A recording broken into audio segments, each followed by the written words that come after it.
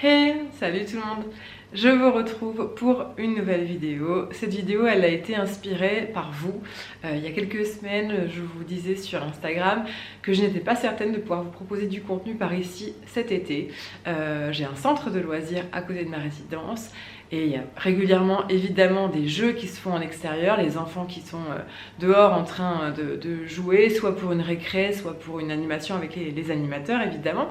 Ce bruit m'empêche, moi je trouve, de faire des vidéos, déjà parce que ça s'entend, même si j'ai les fenêtres complètement fermées quand je vous tourne une vidéo, ça s'entend. Et moi ça me perturbe un petit peu d'entendre des bruits extérieurs, j'ai tendance à m'arrêter et ne plus pouvoir vous parler.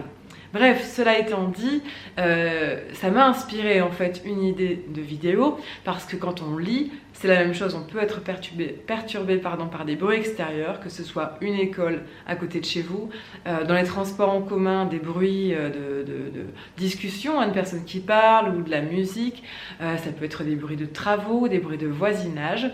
Et quand on a envie de lire tranquillement, on peut être forcément un peu dérangé par les bruits extérieurs. Donc je vous livre aujourd'hui mes 5 astuces pour lire plus tranquillement, plus sereinement, malgré les bruits extérieurs.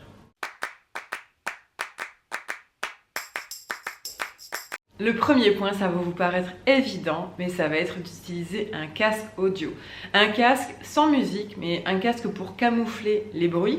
Le mien a une option, je ne pourrais pas vous citer la marque, je vous le mettrai en barre d'infos, je regarderai ça et je vous mettrai la référence de ce casque. D'ailleurs ce n'est pas le mien, c'est celui de Monsieur Lee, qui l'utilise lui pour écouter ses séries. Mais bref, voilà, quand il n'en a pas besoin, il me le prête. Et ce casque a une option pour limiter en plus les bruits extérieurs, donc c'est hyper efficace. Ça peut être aussi, si on n'a pas de casque ou d'écouteurs, ça peut être d'utiliser des boules caisses. Ça peut être des bouchons d'oreille pour l'avion.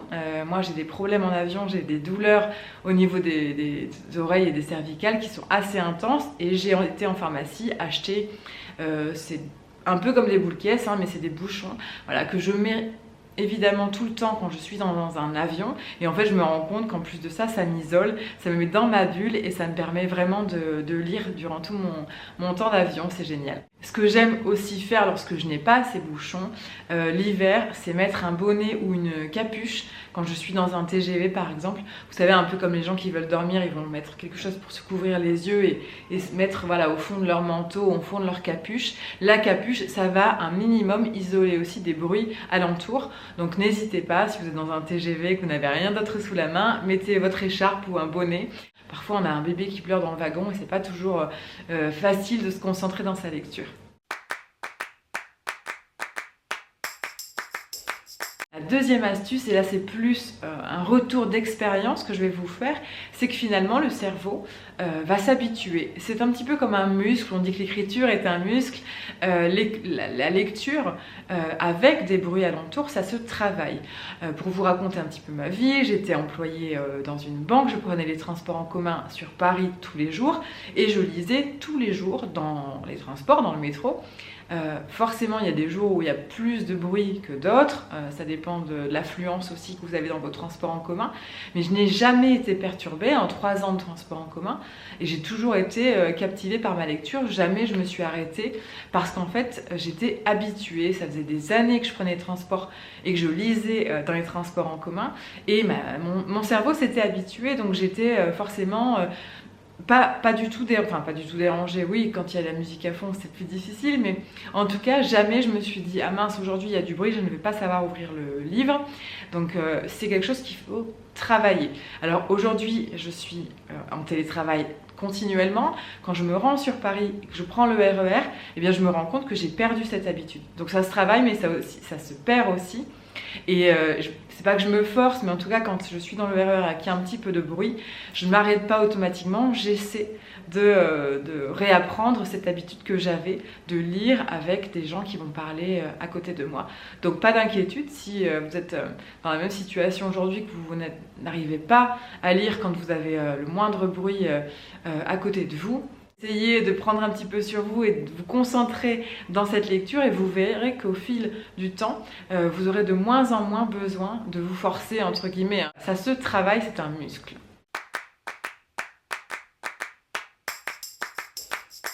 Le troisième conseil que je vais vous donner, il va de pair avec ce que je viens de vous dire.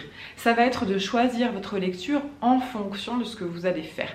Si vous avez un TGV à apprendre et que vous avez peur d'avoir une table de 4, vous savez, qui joue à un jeu de société ou qui va parler à côté de vous, si vous prenez un livre un peu, j'allais dire ennuyeux, un livre un peu, ça peut être un essai par exemple, une biographie, quelque chose qui n'est pas addictif, où il n'y a pas une intrigue à suivre, il n'y a pas de suspense, là ça va être, je pense, plus difficile à rester captivé dans sa lecture.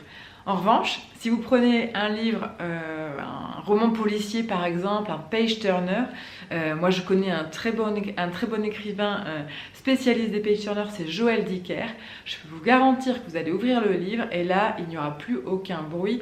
Vous n'allez pas être dérangé parce que vous allez être pris dans l'intrigue vraiment et vous n'allez avoir qu'une envie, c'est de tourner les pages. Récemment, j'ai lu la saga Blackwater.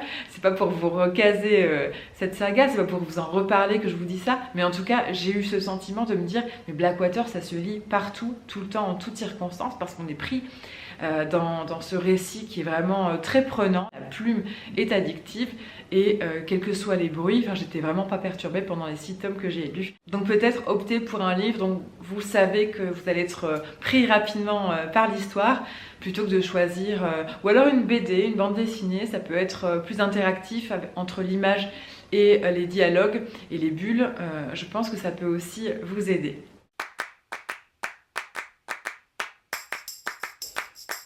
Le prochain conseil, je ne me l'applique pas à moi-même.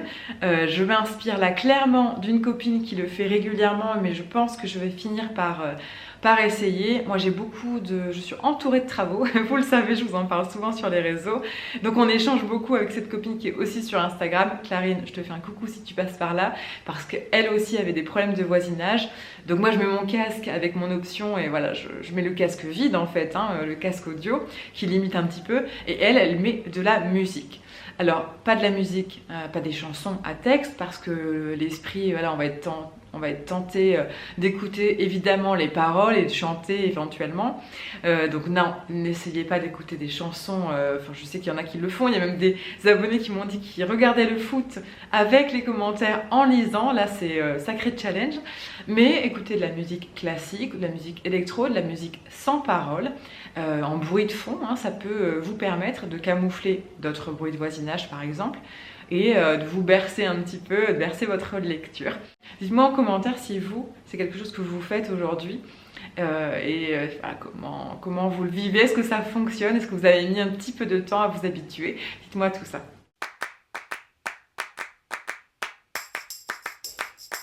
Pour terminer, si tous ces conseils ne fonctionnent pas et que vous êtes toujours perturbé, que vous n'arrivez pas à vous concentrer dans votre lecture, à avancer dans votre livre, quel que soit l'entourage que vous avez, quel que soit le bruit qui vous entoure, pensez au format audio. On n'y pense pas assez. Moi j'ai testé récemment, j'ai écouté Connemara de Nicolas Mathieu, pas du tout par souci de bruit, mais plus parce que j'avais abandonné, là je fais une petite digression, mais j'avais abandonné son livre précédent parce que je trouvais que l'écriture était très dense. J'avais l'impression de ne pas avancer du tout dans son roman, donc je l'avais laissé tomber alors que j'étais plutôt accrochée à l'histoire, ce qui est assez dommage.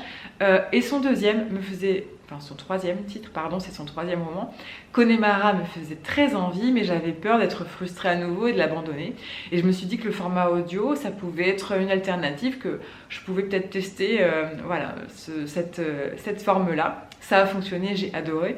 Et je pense que si vous avez par exemple des transports en commun à prendre, que vous savez que vous allez être embêté parce qu'il y a beaucoup de monde, beaucoup d'affluence et qu'il y aura forcément du bruit, passez au format audio, au même titre que quand on est en voiture, on peut avoir envie d'écouter un livre audio. Je pense que c'est la super alternative pour ne plus être dérangé, le casque dans les oreilles, par les bruits extérieurs. Voilà, ça peut vous paraître simple, mais je sais à quel point c'est frustrant de ne pas pouvoir avancer dans sa lecture quand on aime son livre, mais qu'on est perturbé par des chants d'oiseaux. Ça peut être le cas quand on est dans un parc, par des bruits d'enfants, les enfants c'est la vie, vous me l'avez rappelé sur Instagram et je suis bien d'accord avec vous. Je n'ai rien contre les enfants, ni contre les travaux, ni quoi que ce soit, mais ça peut être en effet embêtant quand on a un transport en commun à prendre, qu'on a 1 heure de transport à faire et qu'on est frustré de ne pas pouvoir avancer. Donc pensez à tous ces petits petites astuces. Et puis j'attends les vôtres en commentaire si vous avez des choses auxquelles je n'ai pas encore pensé. Dites-moi tout cela. Voilà, si cette vidéo vous a plu, je vous laisse mettre un pouce vers le haut et je vous dis à bientôt. Ciao!